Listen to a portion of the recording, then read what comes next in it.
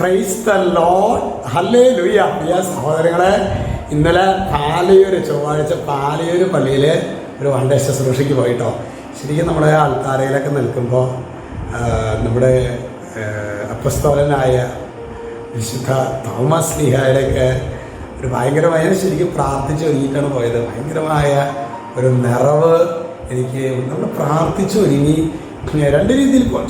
അങ്ങോട്ട് പോവാം, പക്ഷെ പ്രാർത്ഥിച്ചു ഒരുങ്ങി ഒരു അപ്പസ്തോലൻ്റെ ശുശ്രൂഷ ചെയ്ത മണ്ണാണ് ഇവിടെ നിന്ന് ആ ഒരു ബോധ്യം ഉൾക്കൊണ്ട് പോകുമ്പോൾ ഭയങ്കരമായ ഒരു, ഞാൻ ഇടയ്ക്ക് പോകാറുണ്ട്, 2 മാസം കൂടുമ്പോഴൊക്കെ ഇവിടെ ശുശ്രൂഷയ്ക്ക് പോകാറുണ്ട്.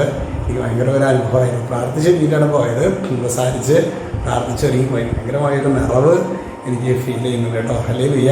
പിന്നെ നമുക്ക് നോക്കിയേ, ഇന്ന് ബുധനാഴ്ച, നാളെ നമ്മുടെ വൺഡേ ശുശ്രൂഷയാണ്.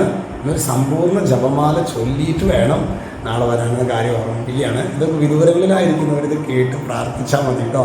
നിങ്ങളുടെ അടുത്തൊക്കെ ഇങ്ങനെ നല്ല സെൻറ്റേഴ്സൊക്കെ ഉണ്ടെങ്കിൽ, വൈദികരെ സിസ്റ്റേഴ്സ് നല്ല സെൻറ്റേഴ്സ് ഉണ്ടെങ്കിൽ മടി പിടിച്ചിരുന്നേക്കൽ അവിടേക്ക് പോകണം കേട്ടോ. കാരണം എത്ര നമ്മൾ ഓൺലൈൻ എന്ന് പറഞ്ഞാലും നമ്മളൊരു ഓഫ്ലൈനിൽ ഒരു സ്ഥലത്ത് പോയി ശുശ്രൂഷയിൽ പങ്കെടുക്കുന്നതിൻ്റെ അതിൻ്റെ ഒരു മാറ്റ് വേറെ തന്നെയാണ്. ഹല്ലേലൂയ. ഇന്ന് വിശുദ്ധ പത്രോസ്ലിയുടെ ലേഖനത്തിൽ 2-ാം ലേഖനം 2 പത്രോസ് 3:3 അവിടെ വചനം പറയാണ്, ആദ്യം തന്നെ നിങ്ങൾ ഇത് മനസ്സിലാക്കണം. ഒരു കാര്യം പത്രോസ്ലിയ പറയുന്ന ഒരു കാര്യം നിങ്ങൾ മനസ്സിലാക്കണം. അധമ വികാരങ്ങൾക്ക് അടിമപ്പെട്ട് ജീവിക്കുന്ന നിന്ദകർ നിങ്ങളെ പരിഹസിച്ചുകൊണ്ട് അവസാന നാളുകളിൽ പ്രത്യക്ഷപ്പെടും. എന്നിട്ട് എന്താ പറയുക? അവർ പറയും, അവൻ്റെ പ്രത്യാഗമനത്തെക്കുറിച്ചുള്ള വാഗ്ദാനം എവിടെ?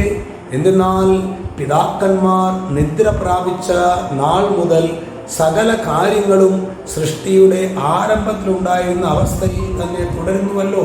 അതായത് അവർ കുറേ ന്യായങ്ങൾ വെച്ചിട്ട് പ്രിയ സഹോദരങ്ങളെ നമ്മെ വഞ്ചിക്കാനായിട്ട് പരിശ്രമിക്കും. അപ്പോൾ അവരുടെ അത് കേട്ടുകൊണ്ടിരുന്ന് കഴിഞ്ഞാൽ അപ്പോൾ നമ്മുടെ വിശ്വാസം മുരടിച്ചു പോകും. അപ്പോൾ അതുകൊണ്ട് നമ്മൾ വചനം പഠിക്കണം, പ്രബോധനങ്ങൾ സ്വീകരിക്കണം.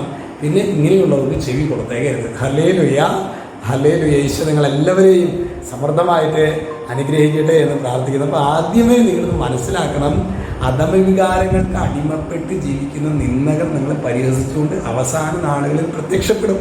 അപ്പോൾ ഇന്ന് പ്രത്യക്ഷപ്പെട്ടുകൊണ്ടിരിക്കുന്നുണ്ടാകും. അപ്പോൾ അവർക്ക് പ്രിയ സഹോദരങ്ങളെ, ആ അധമവികാരങ്ങൾക്ക് അടിമപ്പെട്ട് ജീവിക്കുന്നവർക്ക് ചെവി കൊടുത്തേക്കരുത് കേട്ടോ. ചെവി കൊടുത്തു കഴിഞ്ഞാൽ നമ്മുടെ കാര്യം കട്ടപ്പോകുകയാണ്. ഹല്ലേലൂയ. ഈശോ നിങ്ങളെല്ലാവരും അനുഗ്രഹിക്കട്ടെ. നാളെ നമുക്ക് പ്രാർത്ഥനയിൽ കാണാം. രക്ഷിതാവായ യേശു ക്രിസ്തുവിൻ്റെ നാമത്തിൽ ആശീർവദിക്കുന്നു. എപ്പോഴും എന്നേക്കും. ആമേൻ.